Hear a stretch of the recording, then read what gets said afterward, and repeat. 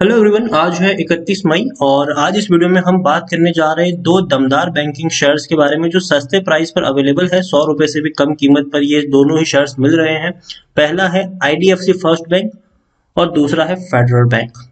और दोनों ही शेयर्स अगर हम देखें तो बड़े बड़े ब्रोकरेज हाउसेस की रडार पर भी है। अभी हाल फिलहाल में ही अगर हम देखने की कोशिश करें तो एंजल ब्रोकिंग ने अपनी टॉप पिक में आईडीएफसी फर्स्ट बैंक और फेडरल बैंक को शामिल किया था।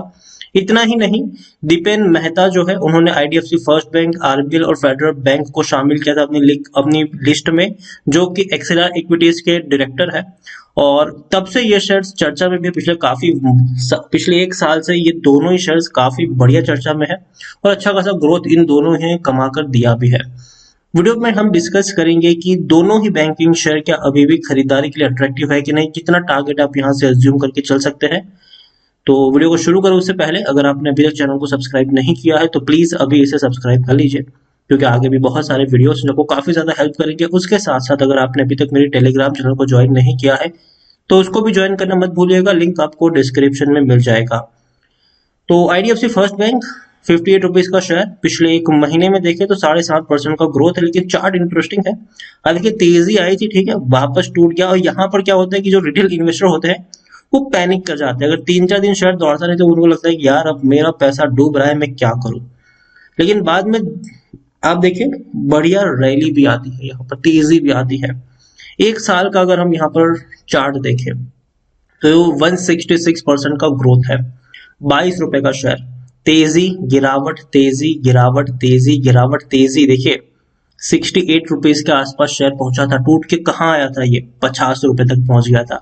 और यहाँ पर लोग पैनिक कर जाते हैं, ठीक है। ये वो जोन होता है जहां पर लोग पैनिक कर जाते हैं कि भैया पैसा डूब रहा है, अब बेच के निकल जाओ। लेकिन एक बड़ी रफ्तार भी इसका इंतजार हमेशा करती है। यहाँ पर देखने की कोशिश करें तो लार्ज कैप शेयर है, 36,000 करोड़ से भी ज्यादा का मार्केट कैप है। एनएससी में अगर हम देखें तो 2 करोड़ से भी ज्यादा का इसका वॉल्यूम ट्रेड है, 2 करोड़ से भी ज्यादा बड़ी क्वांटिटी में खरीदारी बिकवाली यहाँ पर हो रही है। 36.60% की होल्डिंग प्रमोटर के पास है। प्रमोटर ने जो अपनी होल्डिंग बेची थी वो फंड रेजिंग करी थी, इसलिए आपको यहाँ पर होल्डिंग कम नजर आ रही है, मतलब बिकवाली देखने को मिली है। 10.88% की होल्डिंग एफआईएस के पास है। 2.62% की होल्डिंग म्यूचुअल फंड के पास है। 7.55% की होल्डिंग इंश्योरेंस कंपनी के पास है। यहाँ पर देखें तो 2018 में इन्होंने आखिरी बार डिविडेंड पे किया था।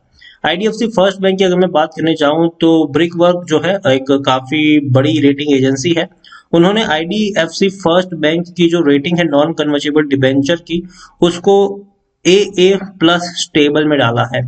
तो ये बहुत अच्छी बात है। देखिए brick work rating reforms BWR A plus stables rating on banks non convertible debenture, जो कि तकरीबन 2,500 करोड़ 2,500 करोड़ रुपए के आसपास के नॉन कन्वर्टेबल डिबेंचर है, उसकी इतनी बढ़िया रेटिंग उन्होंने बताई है।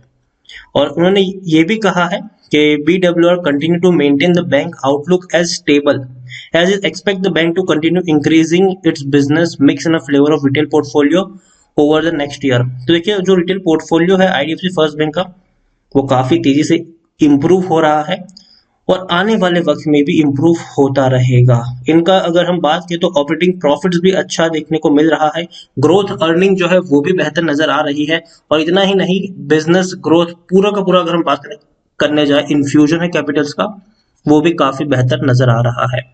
आईडीएफसी फर्स्ट बैंक अगर देखा जाए तो टेक्निकल रेटिंग अभी भी शानदार है, यहाँ पर तेजी के संकेत है, यहाँ से और ऊपर तक शेयर जा सकता है।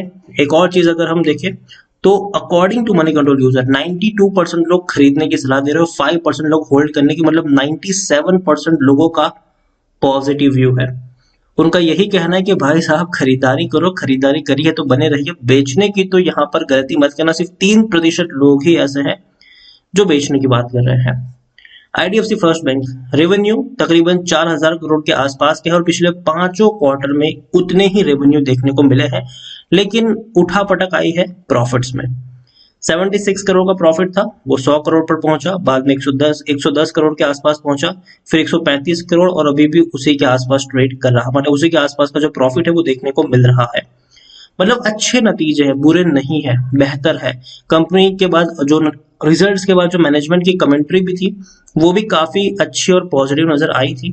आईडीएफसी फर्स्ट बैंक, जैसे कि मैंने आपको कहा कि एंजल ब्रोकिंग की पसंद है ये कि भाई साहब उनको लगता है कि आईडीएफसी फर्स्ट बैंक और फेडरल बैंक एक अच्छा शेयर साबित हो सकता है। और इतना ही, दीपेन मेहता का भी यही मानना है, जो एक्सेलर इक्विटीज के डायरेक्टर है।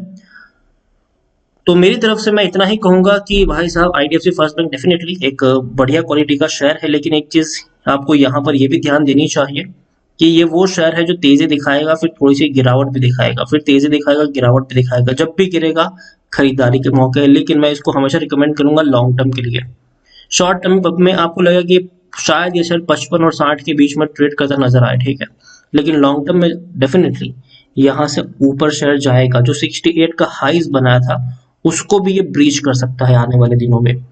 तो बने रहिए, और अगर गिरावट आती है तो थोड़ी क्वांटिटी ऐड कर सकते हैं। और इसीलिए मैं आपको कहता हूं कि किसी एक प्राइस पे बहुत सारे शेयर्स मत खरीदो, टुकड़ों में खरीदारी करो। अगर 1000 शेयर खरीदने हैं, पहले 200 खरीदो, वेट करो 2-3 रुपए और गिरावट आए और क्वांटिटी ऐड करो, वेट करो गिरावट आए और क्वांटिटी ऐड करो।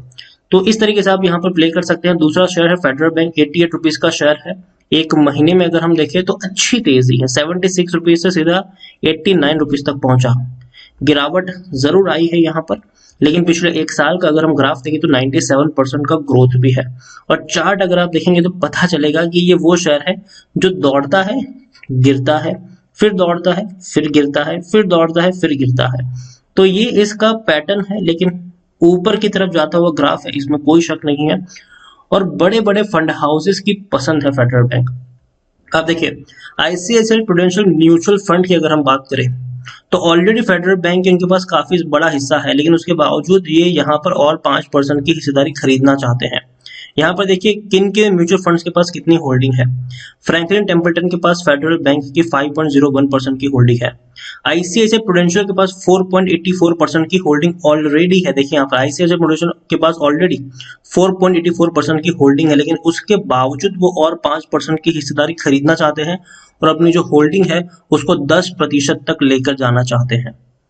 इतना ही नहीं, एचडीएफसी के पास भी 2.60% की होल्डिंग है। निप्पॉन लाइफ इंडिया के पास 2.50% की होल्डिंग है। डीएसपी म्यूचुअल फंड के पास 2.36% की होल्डिंग है।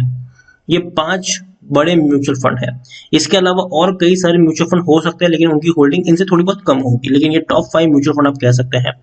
तो देखिए आईसीआईसीआई प्रूडेंशियल ऑलरेडी बड़ी होल्डिंग है, फिर भी और 5% की एडिशनल होल्डिंग खरीदकर 10% की होल्डिंग यहाँ पर अपनी अक्वायर करना चाहते हैं। तो इसी से पता चलता है कि भाई साहब कुछ तो है इस बैंक में दम।